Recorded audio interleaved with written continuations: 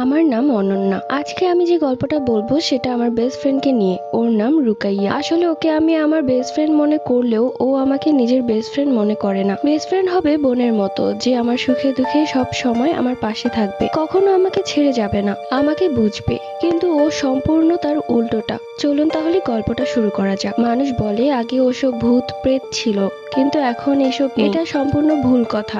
এই ঘটনাগুলো আমার আর আমার মায়ের সাথে হয়েছে। আমি আমার মায়ের হয়েই গল্পটা বলছি। অনেকদিন আগের কথা। আমি তখন ক্লাস 4-এ পড়ি।